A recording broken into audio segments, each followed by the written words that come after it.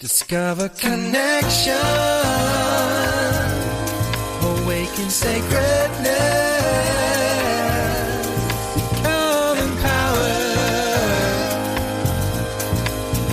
Join us for our show on Blog Talk Radio. Discover your spiritual gifts live.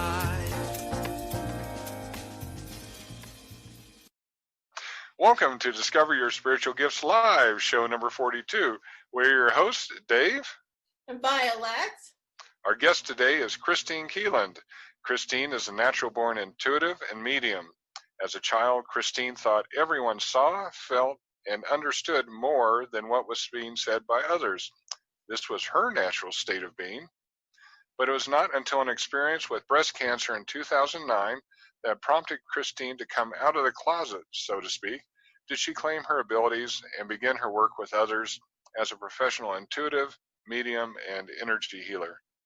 Very quickly, and much to her delight, her abilities and skills expanded beyond the individual person into hearing, seeing, and working with the angels, the galactics, and Mother Earth. Kristine is a multidimensional channel for the consciousness of love, joy, and peace. She is committed to assisting and supporting the transformation of humanity into a 5D experience. Welcome, Kristine. Thank you for being on the show. Well, thank you both for being here. It certainly is a delight and truly an honor to be in your presence and to be with your audience today. So thank you. Well, a little cheat note to the listeners. I've spoken to Kristine before, but I'm always fascinated by how you pick up things around other people. Tell us more about that, what you grew up with, and your surprise at you being different. Yeah, well, it's interesting because I grew up in a very Catholic household. You know, my dad, high school years, went to a college prep seminary school. My mom was very involved with the church too, but she was also very intuitive, psychic. And so I was raised with, the tradition of the Catholic Church, which didn't always resonate. It's not that it didn't resonate with me, it didn't interest me. Yeah. So it never really made sense to me because I could not feel anything like other people would talk about. I feel something when I go to church. I basically went to church because they had donuts after mass, and I was, I had to go with my family. But along the way, I started to understand that there's a bigger presence, and that's what people are talking about. I didn't have words for it. I didn't have a vision for it. I just understood that I'm okay being here because it has value someplace. When I was a little kid, I didn't have these words, right? Uh-huh. But I understood on some level that God is a consciousness more than what they're speaking of in this limited field for me. To me, religion's just a little bit, it's a little bit limiting. Just my own personal experience, not for anybody else, just for me. But my mom was always talking about Edgar Cayce and things like that. So there was also that part brought into my introduction of spirituality. And then when I was maybe 10 or so, my mom started teaching psychic abilities to other people and teaching workshops and talking about angels. And she talked about, the gifts you bring in, visionary and prophecy, and feeling, and, how you kind of relate to the world. And she would do what we would now call energy healings and clearing. She called them blockages, I think was the term. But they would go into the energy field and find out what was amiss. So that was kind of the background I was raised in, very traditional, but also kind of woo-woo. And most people, I was born in 1961, so most people weren't really, when I was 10 years old, that wasn't where people were comfortable talking about. Oh, no. No, it was, your mom's weird or talking to angels weird. And it never made sense to me because everybody in my frame of reference, they went to some church. So I'm like, how can you believe in God and believe in God tells you there's angels and God tells you everything okay, but you get scared of things? That never made sense to me. Yeah. As a little girl growing up, I was very, very sensitive to the energies around me. It more showed up in my physical body. Like I would have seizures sometimes trying to adjust the energy field. I didn't figure this out till much later. And I such an empath. I felt everything. And was a bit of the distortion that empath is a better way to be an empath, perhaps to be more compassionate for people, but not to feel all their grief, pain, sorrow, and suffering. But I didn't have that awareness at that time, so I just felt a lot. One thing like I was in kindergarten, and my teachers every day, every week, it felt like she would play the song on the piano, Puff the Magic Dragon, and I would cry. Oh my God, I felt so bad for the dragon and for little Jackie Popper. So I was kind of a mess. You know, I kind of fluctuated between really joyful and really sorrowful. Right. And I learned how to balance that out a little bit. And I worked for the emotional field, which was a little difficult too when you absorb everything. But I did have a recognition that I knew more than what people were telling me, like Dave said in the beginning. So if somebody was telling me a story of what their experience was, even really young, 5 and 6 years old, if the teacher was teaching a lesson, I saw the information around her. Like I knew what she had for dinner that night, or what her husband talked about, or where siblings were. But it was really, it wasn't such a defined information. I just like, well, that's how you see people. It wasn't until I was a little bit later that I realized the person sitting next to me didn't see that. They just saw the concrete was right in front of them. And I learned that because people would get annoyed with me, and I'd say, yeah, I get that. I understand that. Actually, as a kid, I said, I know. And I think it just annoyed a lot of people because I would say, I know. And it wasn't out of arrogance or just out of arrogance. It was just like, I understand you is what I was really trying to say, because I see the big picture. So right around 10, I thought, I'm not going to say that anymore. I'm just going to observe things. But I absolutely do not want to be psychic like my mom. But at the same time, I talked to my angel. She'd give me tools and techniques to how to make life work a little bit better. For instance, I could get a textbook. I just put it under my pillow, and I absorbed the information that way. Because I love to read, but sometimes school was boring. So I'd like to read what I wanted to read, but if I wasn't I just, and then I want that gift. I want that gift. Me too. Me too. Super easy. So you just talk to your team, and what do I need to know? And you absorb it through your sleep. Wow. And then I could go to school, and I could just either I'd either hear the answer, I could write in what it was, or hear the couple sentences, or if it was multiple choice, you just go C, D, A, B, whatever it was. Because I had other, things going on, childhood trauma stuff. So sleeping I didn't get enough sleep. Wow. So even being awake in school was tough for me. And also staying in the body was tough for me. Sometimes when you get traumatized, you just figure out a different way. Right. And I'm not going to be totally present. So it was a lot of not being present. And I didn't understand that till I was much, much later in life. So yes, I kind of grew up with this, it feels like a kaleidoscope of all these different experiences as I witnessed people around me I really wanted to see what normal was. I've got to ask you the classic question. So when you were a kid, did you ever absolutely stick your foot in it where you said, well, Mr. Jones, who was that lady you were with last night? Really good question, Dave. Let me think about that a minute. I'm sure I just wonder if you blurted out anything that just was, oh my goodness.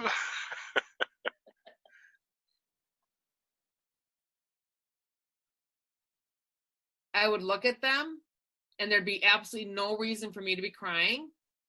And I would be crying. And I would get a sense like maybe the marriage was off, or a child had died, or they weren't happy with it. And I wouldn't quite know what to do with it. So it was a lot of embarrassing for me. And people just would look at you kind of sideways, like ignored you a little bit, Yeah. So, and then sometimes people would get mad at you too. Mm-hmm. So. Well, one of the classic stories I heard was somebody who was in a parochial school, and she walked in and she told some of her classmates, we're going to have a pop quiz today because the angels told her. And so invited everybody ratted her out. Everybody did well on the test. Everybody ratted her out to the nun, and then the nun confronted her, and suddenly it was, a trip to the principal's office about, you're working with demons, one of those things. So that's not good. Yeah, I never, maybe because of my mom's understanding, nothing scared me. Mm-hmm. And even though I was fascinated with horror movies and stuff like that as a kid, I loved to get scared. Yeah. But real life didn't scare me. So. Well, good for you. Yeah. That's good, because a lot of people, are scared of their gifts. They're afraid of it, or they don't understand that they're an empath, that the energies are really sensitive, and that's what's shifting their moods or making them a little nauseous, or all the things that come in that we pick up on in other people, and things step in. A lot of people don't understand that's coming from. So awesome that you were able to navigate. I think it's really cool that your mother was very traditional, and then you rarely see in that time frame that people would move from that real traditional to psychic, intuitive, that sort of thing. Most people hid. They didn't teach it. They just kept quiet about it. So it's really cool. And I give her a lot of credit because it was a hard transition. My dad was very corporate, very traditional. We had pretty traditional family. But he too gave her a lot of space to do that, a lot of support, even if he didn't understand. He would say, you're just talking common sense. You're talking, and he was very intuitive in his career. He just did it, he did it more mainstream, and my mom did it more on the spiritual side, but had really nice blending and a lot of support. I saw what it was. My father showed me this is really kind of emotional right now. My father showed me what it was like to love somebody and support them even when you don't understand them. Because he didn't understand my mom. He couldn't understand where she was coming from. He couldn't understand why things were tough for her. But she had a much better childhood. That was that's amazing. Because how many couples out there, one's very spiritual and stepped on this path. I know I have that in my relationship. My husband's a rocket scientist, very logical, doesn't understand this at all. Thinks the same way your dad. That's just common sense. You're just giving people common sense coaching. Yeah. Okay. Love you, but very supportive, loving, right? But not everybody has that. So pretty amazing that you got to see an understanding of that. So really, really lucky that I could, even when I couldn't understand what I was absorbing, somewhere it was hitting my consciousness that this is how you do life. And I have the same husband. He's he's a mechanical engineer, very, sees things very logically. And he's just like my dad, supports me even when he didn't understand me, gave me a lot of space to do my stuff. And when I first told him, I'm a psychic and I need to tell people I'm psychic. It's not just that I have good insight or listen really well. He said, wonderful, just don't tell anybody. And I thought, well, how do I do that? Can't do the same, so he came around. I found it fascinating that many spiritual people are married to engineers. Mm-hmm. You have the spiritual side and the very logical, right? There's something about those energies, and I don't know what it is, but I almost think you could do a PhD research program on why these energies attract to each other. Right side, left side brain, the interest, the fascination, how that happens. Because I think there's something to this as you talk to people. Because I'm not ever surprised when somebody says, oh, my spouse is an engineer. And I go, Yeah. There's something about that duality that we're in right now, and it brings us a really nice balance for each other and nice soothing, and it allows that expansion into a field that's not your normal. So you can kind of play with each other a little bit. So it's really it can be a nice combination, or it can be really jarring, and so everybody has their own personal experience, but in general, it's a really nice combination. I think it's a grounding thing too. There's a number of readers out there who are single, and some of them, I'll say, are even in their older years. And yes, they're very connected to the spiritual plane. They're not very well connected to the earth plane. They don't handle money very well. They're people take advantage of them because they're pretty flighty. If they need to get somebody in their house repaired, that's hell for them. They don't know how to communicate to repair people, discern who's good at doing a repair for a reasonable price and not be taken advantage of, things like that. So they have difficult lives in a lot of cases.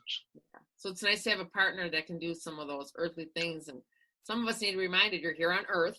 This is how we do things on Earth, right? We're still brick and mortar here. Yep. Still brick and mortar, so physical body, and you have to use all of our senses and intelligence, and that's part of it too. Yeah, absolutely. Good point. Absolutely. I love that, because being grounded is so important. When we're not in our physical bodies, we're not here. We actually made a choice to come here to be in this physical body, to have this experience. But we've had a lot of trauma, a lot of fear, a lot of pain. Like you, we leave our bodies and go somewhere else. I can do that intentionally now, not even on a conscious level. Like, I don't really want to be part of this piece. And I could go somewhere else consciously and know that I've left. But it's people learning how to consciously bring themselves back in and be here in the present, be mindful, be in their physical body, because I think it's really important that this is where the work is, right? For all of us, is here in the physical. And I think there's lots of people that are on autopilot somewhere else, probably 98% of their life.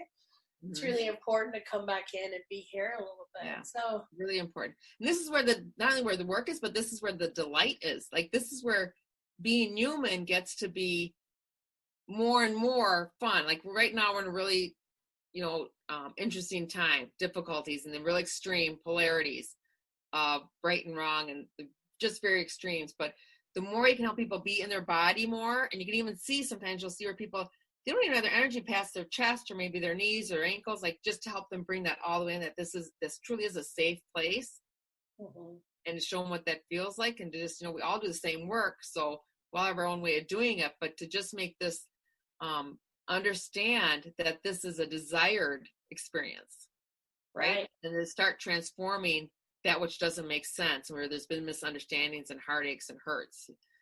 That's what I think is so cool about the time right now, because it's coming up globally, so that we can really look at it, see what's really true. I always say, you can't heal a trauma if you don't know what it is, if you don't acknowledge it, if you just run away from it. But that's a normal thing to do. I mean, who wants to be traumatized? None of us. Right. But then you find out, boy, there's a space where it feels really good beyond the trauma. Right. And that's what we want to bring everybody to. And the healing's done. I attended a gallery reading one time, and one of the messages that the guides brought through has been really profound on me, and I share it as often as I can. But the guide said, you guys got the ticket to Disney World. You came to this planet to have a beautiful, joyful life. Why do you continue to pick up the trash at the park? When are you going to start knowing that you got the big amusement ticket? Right. And this was meant for you to have a really joyful life? When are you going to stop picking up the trash? Because there were lots of souls that wanted to come in now to be part of what's happening. And you got the opportunity. When are you going to see that blessing? And know that we came here to create heaven here, to create joy, to have joy in abundance, to have all that. And we're capable of doing that with the right mindset, the right healing. I think most of us today, I believe, came here to heal not only ourselves, our families, humanity, everything. And all the work we're doing is not just for us, but everybody else on the planet as well. And that's what we came here to do. So, I think it's a great time for that. So it's called Let's Pick Up Our Disney Ticket. Decide that we're here to have a joyful life. Let's work on our stuff. Let's heal the stuff that we need to heal. And let's step into that joy and that sweetness that life can really bring on when we do that stuff. So I totally agree with that. And what I've been seeing is before, because we live in duality, right? So if you're going to have one, you're going to have up, you're going to have down, you have black, you have white. If you have trauma, you're going to have, joy. But what I've been seeing in maybe December, January last year, I still saw, like if there's experience of trauma, you're going to have a matching experience of joy, 1-to-1. Now, this week, it seems like it's 1-to-9. So one traumatic experience, we're creating 9 joyful experiences. We're not seeing it maybe, and it certainly isn't being advertised that way, right? But I don't know what quite the word is they're trying to tell me, but I don't know the word. I don't know what quite know the word is, but that's what's happening. So the consciousness, the vibration, everything's shifting so quickly now that we're creating actually our heaven on earth. We're in the process. We're at the very, very beginning. We're at the process, the very beginning of the process. But 1 to 9 is a pretty good, that's a nice jump in what, 6 months? I'll take that lotto ticket all Right? day long. Yeah, we are absolutely here. But we have to acknowledge and understand what we've already experienced. Right? I love that. Change that. Talk to us about your experiences with angels, because I love angels. I love connecting with angels. Talk to us about how you started connecting to angels and what those experiences have been like. Again, it was kind of like it just happened. I mean, when I was a kid, my mom would tell me, you know, you have angels, and she would tell you about your guides, and she'd give me a technique where I could feel like where they're coming in on your body, right? So I'd be like, okay, there's one on my shoulder, or, you know, on my elbow, and that. And it's a very common technique, you know, where you kind of let your body give you a yes or no answer, and the angels would push you, kind of, your guides. So that was real natural to me. And then I expanded out to like getting more specific answers where I could get more, like I could just knowing. My whole life was a lot of just knowing, right? But then when I started using that technique, I could ask a specific question, yes or no, and then that would expand out. And the angels, again, a lot of what church told me just didn't resonate with me. It was not like neither here nor there. But once I started thinking of angels as not connected to church, I know it's kind of weird, and it's not everybody else's experience, but when I just started seeing them as angels, as helpers for me, that doesn't come through or helper for all of us, that doesn't come through a system, I could actually start seeing them. And if anybody's ever seen that movie Michael with John Travolta and a couple other people, you know, and he's got, and I just love that way. But that's how I see the angel wings. You know, you can actually see each little feather, and sometimes they come in different colors, and they come in different, you know, shapes, and, you know, different, they're here to help you with. And the very first angel experience where I remember seeing an angel standing in front of me was a seraphim angel. And they're very tall, and they're very thin, and they have 3 sets of wings. They have 6 wings. And I had no idea what it was. I asked for a name. I had to go Google it later. So Google's helped me a lot when I get an information. I don't know if that's, you know, a real thing or not. I go find out. And they just came in to help with courage and bravery, and to help me be courageous enough to expand my gifts, speak my truth, and get comfortable presenting myself to the world, and not really hiding behind my trauma. That was defined who I was. And it just was a nice, safe place until I could find another way to do it. Right. And then I started talking. I would ask who's my angels, and I would get names. I worked with Archangel Michael a lot. Was all just really, you know, and it would show up in client work a lot, right? You'd get a team of angels would come in, they tell you who they are. Sometimes I would see them actually as the angels, you know, with the wings and everything. Other times I would just see the energy come in.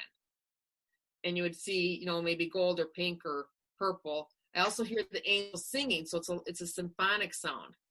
So you can hear the choir of the angels. And when you see a birth or a conception, you see the angels there. Most times when you see energy leave the body, a spirit leave the body, the angels are there, and they almost like catch them from the shoulders down, and they just help pull up the body. So you see that many times. So it's been a really delightful experience with the angels, and you know. I love the angels, and just to explain those listening about body movement, because people might not know that, there's a technique where you can stand up straight, ask a question, and if your body moves forward, it can be different for different people. You got to ask what that looks like.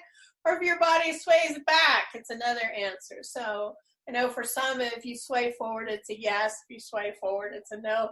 It's a way to get an answer by using your body to ask the question. And people that learn that start really playing with that. Okay, Let me clear my mind. Let me ask a question. Where does my body swing? Because your body will move. Yeah, and then you'll feel vibrations or chills. You'll start to recognize what your clues are and what how you relate to them. And I learned too that the angels, they're always here to support us and love us and guide us, but they don't really interfere unless we're really off our path. Unless we really need a course correction. And I worked with a young gal 5 or 6 years ago, and she had an animal rescue. She worked with cats a lot. And so she wanted me to come in and talk to all her different cats and figure out what's going on. And as we were talking, I asked her, like, honey, you broke that ankle, didn't you? And I said, you broke that ankle too. And she just kind of got wide-eyed and she said, yeah. And I said, well, when you got up to commit suicide, you had an angel standing really on top of your feet, nose to nose. And when you went to move, you broke your ankle. And then you couldn't do what you were going to do to leave the body. It happened to her twice. Wow. And she broke both ankles. And she Wow. just burst into tears. She goes, how did you know? I said, well, I just listened to angels and I read your energy. And it's kind of like, I just know, because it's more of a knowing. I hear, sense, feel. But that's the angels will interfere then, because it's not really part of your plan. Right. And then it's like you leave the body like, oh, what did I do? And that's not true of all suicides. Some suicides, that is part of their plan. So that, it's a bigger picture. It's understanding, you get the information for what's accurate for each person, each experience. But the angels are wonderful, wonderful here. There's a whole, that whole realm is just beautiful. And we're actually starting to see them in the clouds too. So people start seeing them in the clouds, start seeing them, capturing them in the technology, like in our phones and our computers. But I'm having people where they're starting to see it in the naked eye. Mm-hmm. Right. So, the vibration of the planets really increased. Well, we're going to take a little break for a moment here. We're going to hear some announcements from the store, and we'll be right back. So stay with us. Hi, I'm Violet Rain, Master and Teacher of Sacred Priesthood in the Mystery Schools here at Discover Your Spiritual Gifts. This is a program that I offer about once a year. We take on students to start this program. It's an 18-month program, which means there are 13 classes. We teach a class once a month, and we skip months with holidays.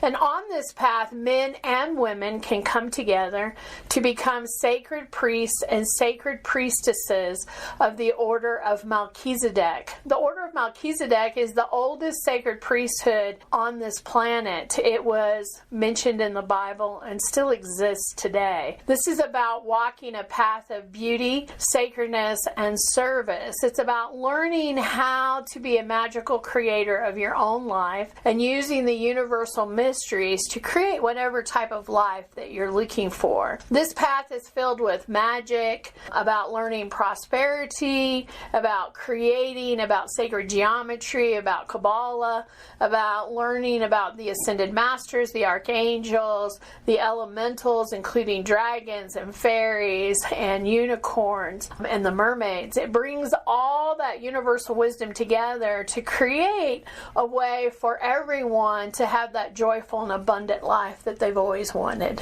I hope that you will check out our website under classes and look for Mystery School or look for Sacred Priesthood and find out more about these classes and what we have to offer. I look forward to seeing you in class, and I hope to see you really soon at Discover Your Spiritual Gifts. Well, welcome back to Discover Your Spiritual Gifts Live with our guest, Kristine Kieland, and we're having a fascinating discussion about angels and how they show up in people's lives. So, I always tell people that angels are like the Maytag man. They have their sandals up on the desk and they're waiting for the phone to ring. And I tell people, look, you can ask for them all day long and they'll always show up, but they can't intervene unless you ask. So you gotta invite them in. Otherwise, they're just sitting there saying, well, what am I supposed to do? You think you can handle it on your own, so go for it. Yep. Very important to ask and acknowledge and have that daily conversation. So, super, super important, because we're our own sovereign free will beings, I always like to, when I have some big thing that I need help with, I ask my angels for an angel team. Can I have an angel team help me with this, please, and request that. Whoever's the best equipped to do that shows up. So I always tell my clients, and I always love to use an angel team, and I just sit down in meditation or in stillness or present and say, hey guys, I need an angel team. I need them, and I give them exactly what I'm needing at the time. And then I just let go of the control of it and allow it unfold. And beautiful. It always works really well that way. Yeah. So talk to us about galactic. We always have people, I noticed Dave mentioned that you connect with the galactic beings as well. What is that experience? Yeah. How's that different than angels? it's just it's a little bit different vibration. I don't actually see them a whole lot different to me. It's just another light being. And years ago, I would just call them light beings. Sometimes I'd call them galactics. I'm getting more comfortable now just saying they're, in more of a, not just in client sessions, but they're really just beautiful light beings at a different dimensional level, and when I say a dimension, I don't see it as a hierarchy, like a ladder. I see it as the center, and it goes outward. So it's an expansion of awareness, and expansion of love is a different dimension to me. So angels are, 5th, 6th, and 7th dimension, and then the galactics are 7th, 6th, 7th, and up to 13th dimension and beyond. We only recognize 13 dimensions right now. So they're enlightened. Some take physical form, some don't. We all have galactic beings that work with us. There's councils. There's Galactic Federation of Light that works with us. There's Council of 9. There's that I have had direct awareness of is about 80 different galactic races. And I wrote them down one time, but mostly people might recognize the name Palladians, Arcturians, Andromedans, and they're either in this star system or they come from a different planetary system. And they have an understanding. They're truly here to help humanity. Again, it's like we are at it's a denser field, right? So we have the mind involved, and we get these misunderstandings between each other. So life gets messy. They've gone through the process of taking a planetary system to higher vibration so they can really help and assist. And when I first came across them, I was telling Dave last time, I think I was getting an energy session from another practitioner that I know, and they came in twice, like in the same week. Once was through, was very gentle. I was getting an energy session. My dad was there. My dad's been a really great cheerleader out of the body for me. I just saw these, globes of light coming towards me, but I knew it was different than angelic realm because it felt different. I wasn't quite sure what it was, but just like, wow, these cool light beings are here. And I just let them be with me and knew I was safe, and that was a nice, warm, loving place to be. Later that week, I was at home, and I was in my bedroom, and I was doing some meditation. And for me, meditation was, I would listen to solfeggio frequencies, if anybody's familiar with that. You can find them on YouTube, and that would just get me to a nice place where kind of the mind dissolves and I could let information come in real easily.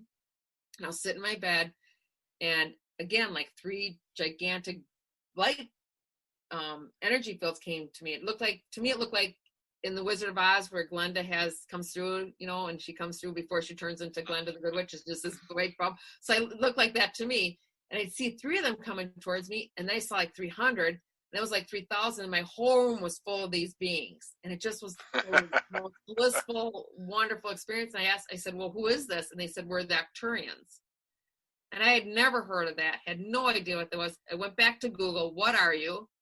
And that's where I heard, I think the phrasing was probably an alien race or galactic. I'm not real sure, but I thought, oh, so it's just another support system for Earth.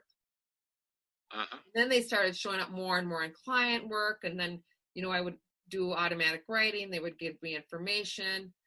Sometimes I channel them where they come through, but mostly it's just a conversation.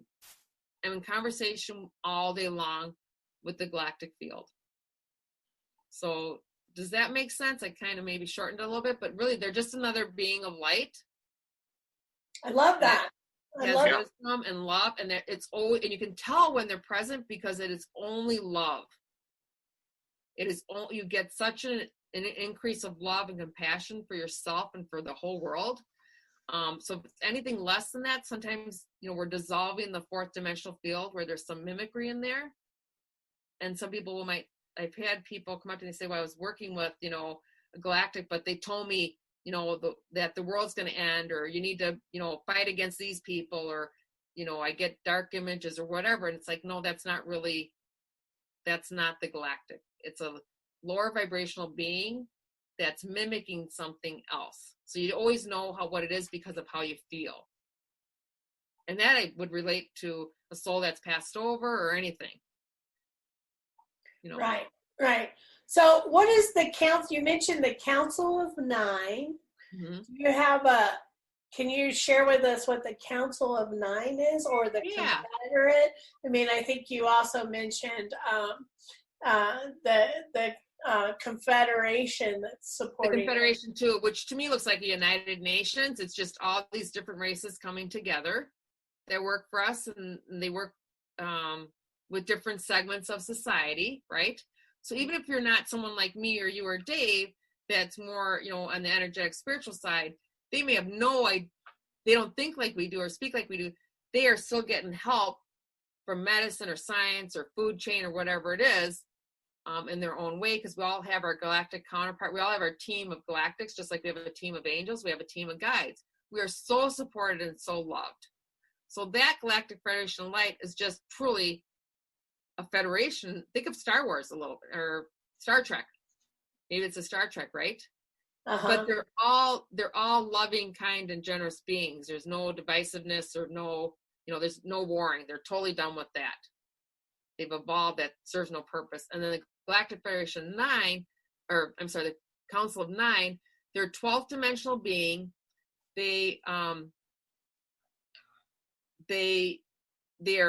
source peace to this planet, is the best way to say it. They bring in the vibration of peace so that we can start embodying it and being it. And you first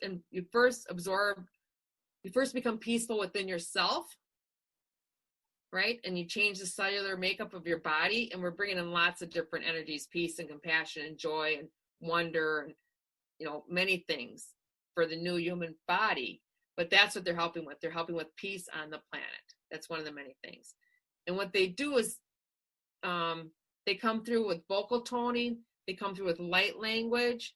If you're familiar with shaman work, they work with more of the earth, and that's like Native American or indigenous societies. They have the chanting to kind of help us align our vibration. The galactics, what they do is they have a vocal toning that does the same thing, but it's a different vibration. It's not, what we're doing is we're aligning the earth plane and the cosmic field to become one.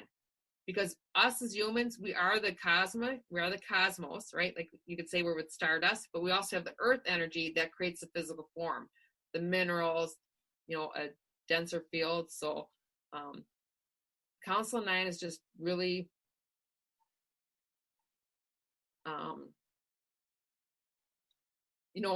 and higher vibration does not use English words like we do, right? So you have to kind of translate, and it's been more and more like, what's the feeling, what's the energy that they're expressing. But I can do both. And you watch little kids coming in, and they're going to be more telepathic. They use the vocal toning. They have kind of all their abilities. I've seen some little kids 6-7 months old, and they're almost walking, or they're talking. Not a great deal yet, but it's a whole different energy field they're being born into, because the consciousness of the planet's different than when we were born into it.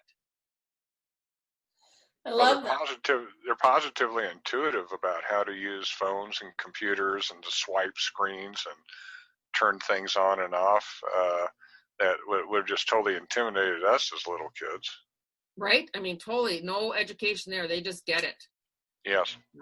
And I know, my son's 29 now, and he played video games growing up. I thought, Jesus, is good for him or not good for him? And the ones that first came out were pretty violent, and we're like, no, you can't watch those. But I start to realize they actually were the ones that created the technology off planet to help and assist humanity. Now they're here. That's right. It's comfortable for some of the kids to sit in front of a screen playing games for hours and hours. They're actually remembering how they coded some of these, the assistants we have here now. And then it's going to change, like our entertainment's going to change, and the games people are playing are going to change, so that we have a more humane society. But this was just a nice way to focus it in. It just started kind of, that's just how it started, was through the video games. Yeah. But the kids are just little wizards. Oh, they certainly are. Yeah. Yeah, you see it. Like they're really quick. You're like, and so some of us in our age group, not to pick on my age group, can you come over and help me with my phone? Can you come over and help me program this? And they just get on there and go, do, do, do, do, do. And you're like, wait a minute, I wanted to see what you did. Oh, it's easy. Yeah. Okay. That's why I have a notepad, right? I just take notes. Yeah. And have you noticed sometimes when you do a session with somebody or do healing work with them, that sometimes their electronics don't work afterwards, or perhaps in your office? So what I do as a daily practice is I just make sure, and it's just a verbal or in my head communication, I invite all of my electronics, everything in my household to meet my vibration. It's as easy as that. I just say, join me at my highest vibrational level. And we do kind of go up and down on vibration, but then, the washing machine keeps going. I used to have, the phone go out or the computer go out, and it's like, oh, they just need to, we all need to be in the same field. Like calibration, we all need to get that frequency. Yeah. I have a friend of mine that she says, I can't be around electronics because they won't work. And as soon as I walk out of the room, they'll start working. And I said, it's just your frequency. You're kind of, it's your frequency of circuits, right? Yep.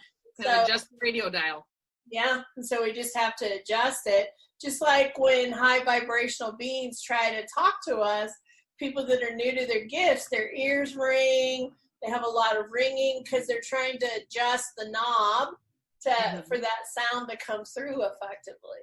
Right. The ear ringing, heart palpitations, night sweats. There's a lot of physicality going on right now. Joint pain. Yeah. Blurry vision. As we're adjusting the vibrational field and actually changing the body. So, yeah. Yeah, a lot of shifts and changing going on. A lot of us, at least in some of my students and people that work in this field, we've all been talking about that. Many of us are getting lots of downloads now.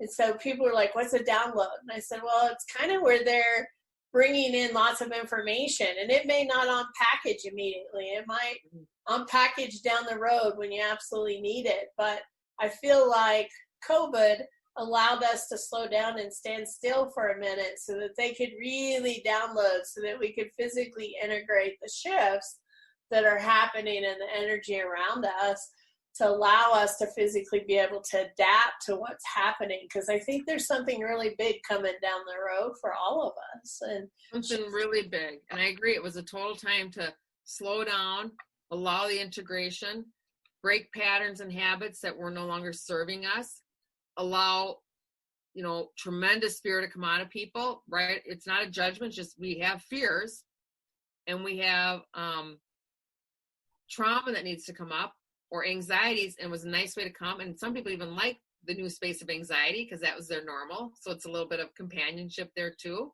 Right. But I totally agree.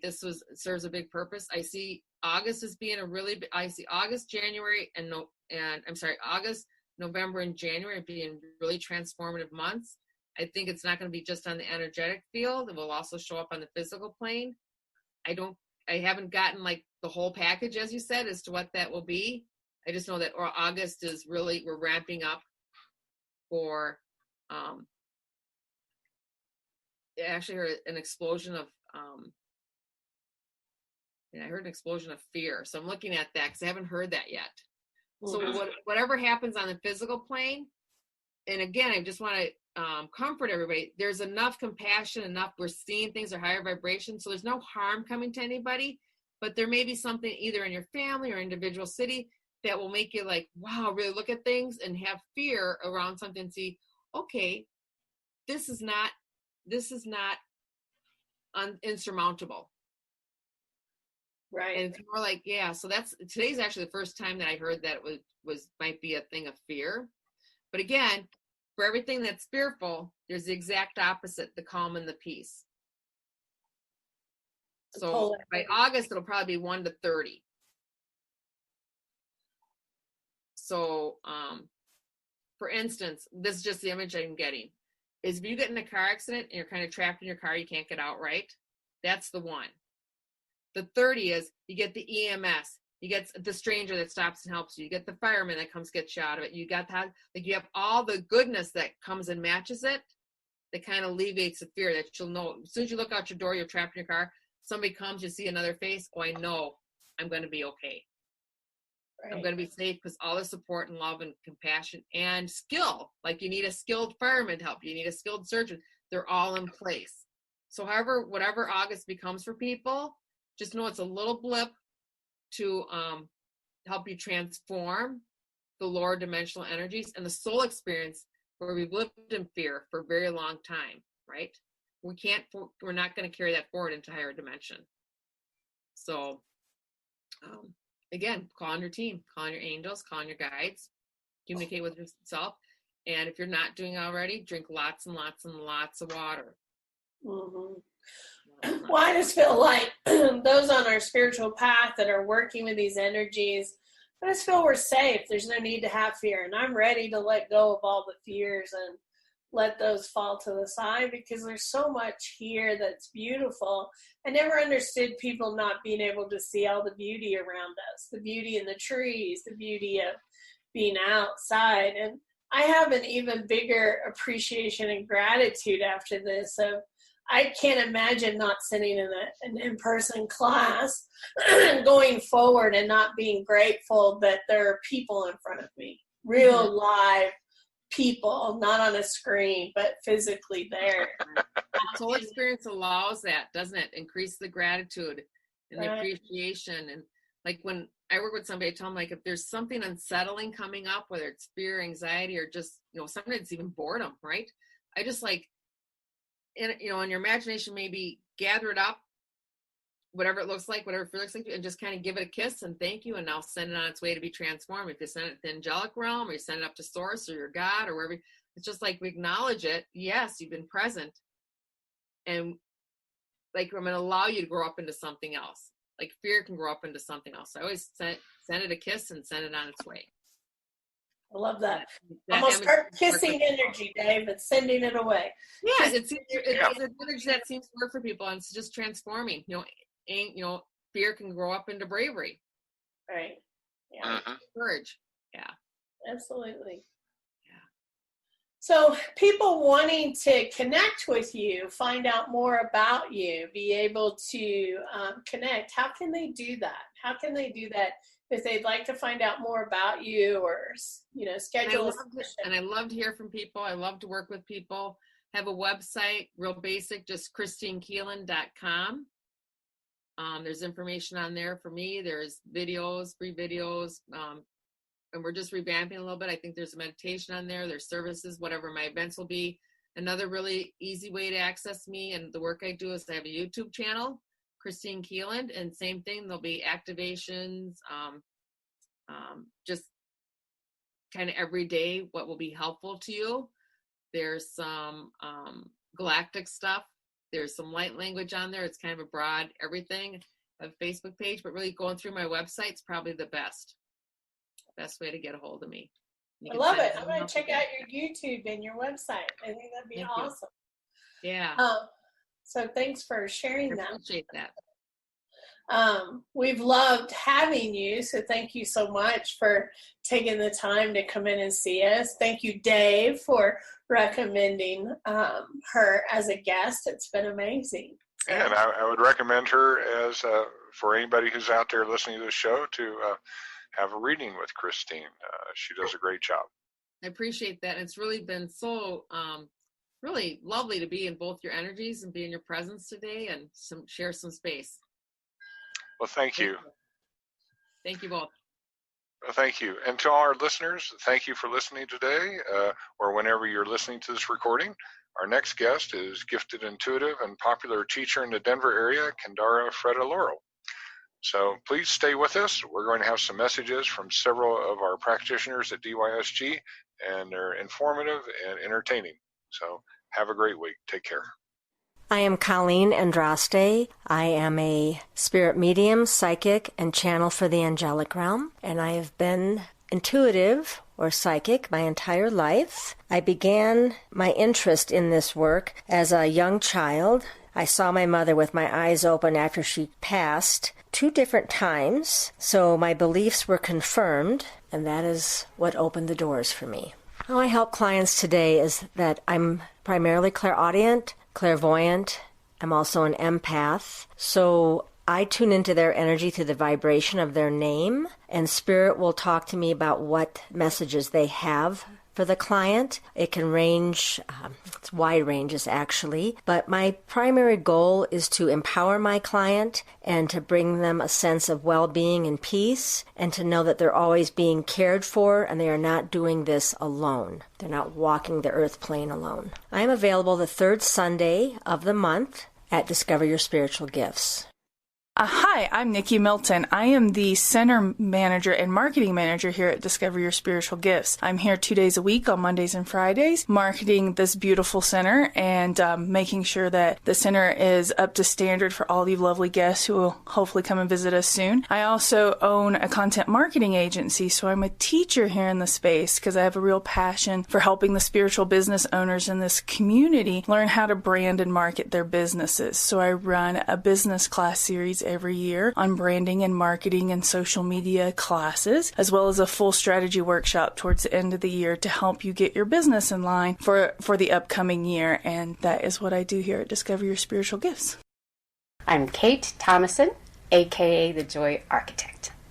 And they call me the Joy Architect because I help people build lives based on their joy. I learned from a near soul death what it takes to make a life joyful, because I realized that that was what was missing. And when I brought it all back in, I realized, aha, this is how it works. This is how you make life fun.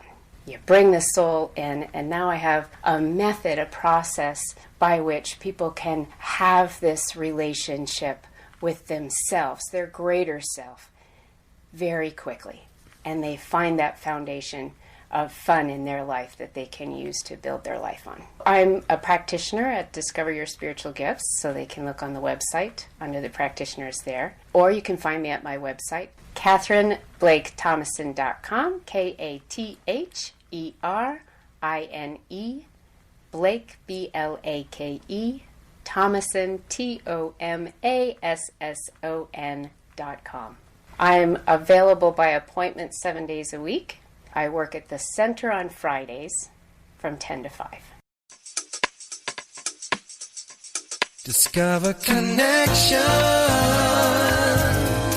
awaken sacredness, become empowered. Join us for our show on Blog Talk Radio.